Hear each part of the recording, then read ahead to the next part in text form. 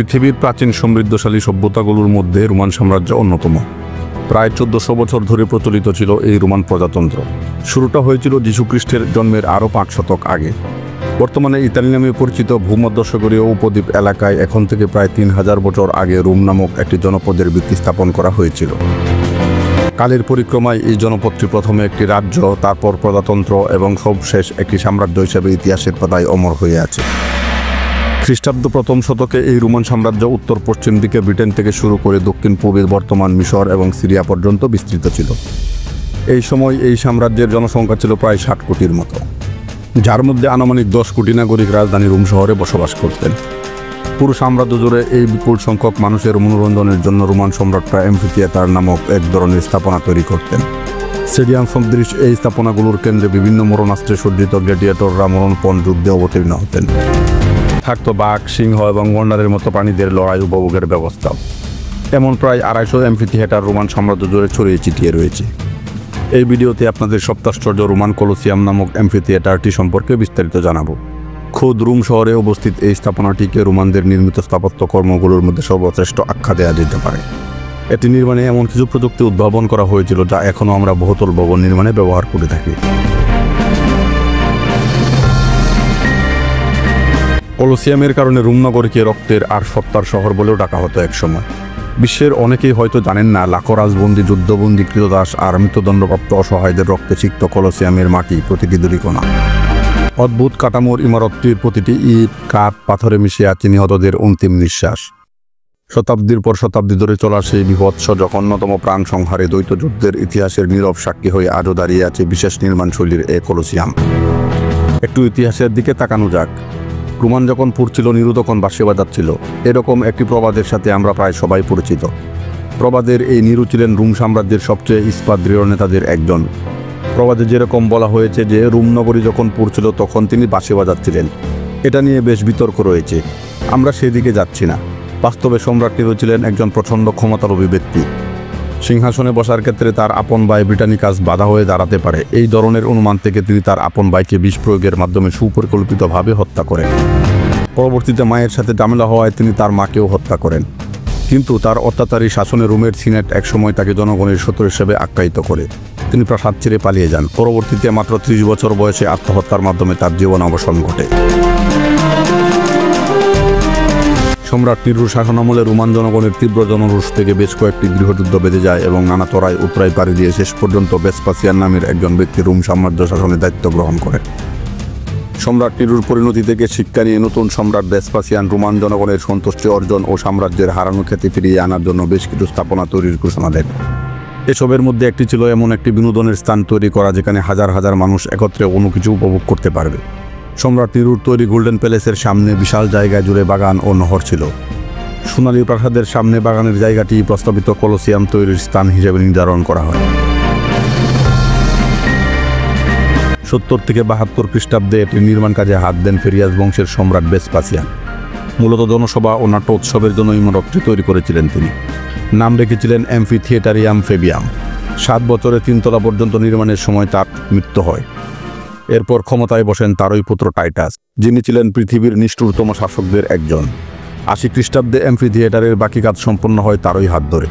পাশাপাশি ভবনটি নতুন করে নকশাও করেন তিনি। পরিবর্তিত নকশায় হাইপোজিয়াম নামে মাটির নিচে নির্মাণ করা হয় বেশ কিছু টানেল। টানা 100 দিন বিভিন্ন ধরনের অনুষ্ঠান আয়োজনের মধ্য দিয়ে এই স্থাপত্যের রাজকীয় উদ্বোধন সম্পন্ন হয়। এখানে যুদ্ধের মাধ্যমে বলি দেওয়ার জন্য রাখা হতো হাজারো পশু, দাস ও দণ্ডপ্রাপ্তদের। তবে বাবার দেয়া নাম পাল্টে কলোসিয়াম রাখেন টাইটাস। কলোসিয়ামের জনসভাস্থলটিকে বিশেষ খেলার স্থান হিসেবে ঘোষণা করেন তিনি। কলোসিয়ামের সামনে সম্রাট নিরুর একটি মূর্তি প্রায় 400 বছর টিকেছিল। কলোসিয়ামের ক্ষেত্রে সবচেয়ে যে বিষয়টি ইতিহাসে চেপে দেওয়া হয় তা হলো এটি নির্মাণের জন্য প্রায় 60,000 ইহুদি শ্রমিককে রাত দিন কাটানো হয়। এজন্যই 50,000 মানুষ ধারণ ক্ষমতার একটি স্থাপনা সে সময়ে মাত্র 1 যুগেরও কম সময়ে নির্মাণ করা সম্ভব হয়। কলোসিয়ামের আভিধানিক অর্থ ক্রীড়াঙ্গন, প্রেক্ষাগৃহ বা মঞ্চ। বিখ্যাত এই স্থাপনার পরিকল্পনাকারী কে ছিলেন এটা আসলে জানা যায়নি। নির্মাণের জন্য সবকিছু গাণিতিকভাবে নির্ধারণ করা হয়েছিল।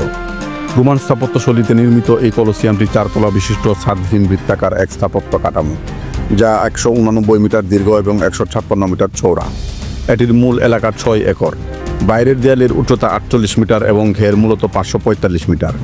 কেন্দ্রীয় রণভূমি একটি উপবৃত্তাকার এলাকার 87 মিটার, 55 মিটার চওড়া এবং একটি 5 মিটার উচ্চ প্রাচীর দিয়ে ঘেরা, যা আসন বিন্যাসের টায়ারগুলো দ্বারা বেষ্টিত। ধারণা করা হয় পুরো স্থাপনায় প্রবেশের জন্য মোট 80টি দরজা রাখা হয়েছিল, যার মধ্যে 76টি দরজা দিয়ে সাধারণ মানুষেরা প্রবেশ করতে পারত। বাকি 4টি দরজার মধ্যে 2টি ছিল সম্রাটের জন্য সংরক্ষিত, আরেকটি দিয়ে বিজয়ী সৈন্যরা কলোসিয়াম ত্যাগ করতেন, অপরটি দিয়ে হিংস্র পশুর মৃতদেহ কিংবা পরাজিত অথবা নিহত সৈন্যদের লাশ সরিয়ে ফেলা হতো। কলোসিয়ামের ভেতর যেখানে গ্ল্যাডিয়েটররা যুদ্ধে লিপ্ত হতেন তার মেঝেতে বালির পুরু স্তর রাখা হয়েছিল, যাতে করে তা রক্ত শুষে নিতে পারে। যেখানে খেলা কিংবা লড়াই অনুষ্ঠিত হতো তার সবচেয়ে কাছাকাছি থাকত সম্রাট ও তার পরিবারের সদস্যরা। সমাজের বিভিন্ন শ্রেণী অনুযায়ী আসনের ক্ষেত্রেও তারতম্য ছিল। গোলাকার এই কলোসিয়ামের দর্শক ধারণ ক্ষমতা ছিল 50,000। মজার বিষয় হচ্ছে এই আসনগুলো পূর্ণ হতে সময় লাগতো মাত্র আধা ঘন্টা। প্রবেশপথে দর্শকদের মাটির তৈরি এক ধরনের টিকিট দেওয়ারও নিয়ম ছিল, তাকে স্থানীয় ভাষায় টিকরা বলা হতো। এই টিকরার গায়ে আসন নাম্বার খোদাই করে লেখা থাকতো, যা ব্যবহার করে দর্শকরা নির্ধারিত আসনে বসতে পারত। রক্তপিপাসু রোম সম্রাটদের বিকৃত আনন্দের খোরাক জোগাতে গিয়ে কত মানুষ প্রাণ হারিয়েছে এই বদ্ধভূমিতে ইতিহাস তার সঠিক হিসাব রাখেনি। শুধু মানুষই নয়, কলোসিয়ামের মাটিতে অজস্র বন্য জীবজন্তুর রক্তও মিশে আছে। সম্রাটদের নির্দেশে রাজকোষের অর্থে সেই সময় এক বিশেষ খেলার জন্য উত্তর আফ্রিকা সহ বিশ্বের বিভিন্ন প্রান্ত থেকে আমদানি করা হতো হাজারে হাজারে হাতি, গন্ডার এবং সিংহ। ভাল্লুকের সঙ্গে হাতি, হাতির সঙ্গে বুনো মহিষ বা গন্ডারের সঙ্গে হাতির লড়াই দেখত হাজারো বিশ্ব সম্ভ্রান্তরা। এটা বলার অপেক্ষা রাখে না, যারা এসব হিংস্র পশুদের হাত থেকে নিজেদের রক্ষা করতে সমর্থ হতো তারা সমাজে বীরের মর্যাদা লাভ করত। মানুষ বনাম পশু ছাড়াও অনেক সময় দণ্ডপ্রাপ্ত আসামিকে ভয়ঙ্কর পশুদের সামনে ছেড়ে দিয়ে নির্মমতার সাথে মৃত্যুদণ্ড কার্যকর করা হতো। পশুদের মৃত্যুবেদনার হুঙ্কারের সঙ্গে সঙ্গে উল্লাসে ফেটে পড়ত পুরো গ্যালারি। কলোসিয়ামের উদ্বোধনী অনুষ্ঠানে 9,000-এরও বেশি পশুর প্রাণ গিয়েছিল। তবে দীর্ঘদিন পশুর লড়াই আর এগুলোর করুণ মৃত্যু দেখতে দেখতে একঘেয়েমি বোধ করেন সম্রাট টাইটাস। পশুর স্থলে মানুষে মানুষের লড়াইয়ের ধারণা এলো তার মনে, আর পশুর খেলা বন্ধ করে শুরু করা হলো মানুষে মানুষের রক্তের হোলি খেলা। শুরু হলো মানুষের মৃত্যুর করুণ ও বীভৎস কাহিনী। যুদ্ধবন্দীদের মরণপণ লড়াই, যতক্ষণ না দুইজনের একজনের মৃত্যু হতো ততক্ষণ পর্যন্ত চলত সেই দ্বৈত লড়াই। কিন্তু মাত্র 100টি খেলা দেখার সৌভাগ্য হয়েছিল টাইটাসের। এরপর হঠাৎ করেই একদিন বদ্ধ উন্মাদ হয়ে যান তিনি। বন্ধ হয়ে যায় এই খেলা। লম্বা বিরতির পর ব্রুটাস পাতৃদ্বয় ফের চালু করেন ঐতিহ্যবাহী ওই খেলা। তারা গ্ল্যাডিয়াস বা খাটো তরবারির লড়াই চালু করেন। লড়াইকারীদের বলা হতো গ্ল্যাডিয়েটর। লড়াই চলাকালে কোনো এক গ্ল্যাডিয়েটর আহত হয়ে পড়ে গেলে উল্লাসে ফেটে পড়ত পুরো কলোসিয়াম। মৃত্যু ভয়ে ভীত ক্ষতবিক্ষত গ্ল্যাডিয়েটর রেওয়াজ অনুযায়ী বা হাত তুলে সম্রাটের করুণা প্রার্থনা করত, প্রাণ ভিক্ষা চাইত। মঞ্জুর করা না করা সম্পূর্ণ সম্রাটের মন মেজাজের উপর নির্ভর করত। সম্রাটের বাম হাতের বুড়ো আঙুল আকাশ নির্দেশ করলে অপর গ্ল্যাডিয়েটর বুঝে নিত যে তাকে ছেড়ে দাও, কিন্তু ভূমির দিকে নির্দেশ করার অর্থ শেষ করে দাও। রোমের দুর্ধর্ষ শাসক জুলিয়াস সিজার এখানে বসে 300 গ্ল্যাডিয়েটরের লড়াই উপভোগ করেন, আর সম্রাট ট্রাজান উপভোগ করেন 5000 দ্বৈত যুদ্ধ। খ্রিস্টানদের ধর্মীয় অনুষ্ঠান হতো এ কলোসিয়ামে, যেখানে ভ্যাটিকানের সর্বোচ্চ খ্রিস্টান ধর্মগুরুরা উপস্থিত থাকতেন। অংশ নিতেন বিভিন্ন দেশের রাষ্ট্রদূতরাও।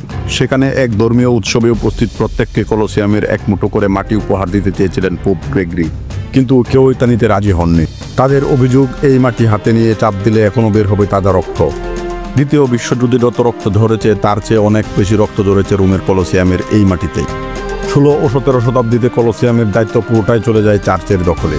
পোপ সিক্সটাস কর্মহীনদের কাজের ব্যবস্থা করতে কলোসিয়ামকে উলের কারখানা বানানোর পরিকল্পনা করেন। 1671 সালে কার্ডিনালদের তত্ত্বাবধানে সারে লড়াই হতো এখানে।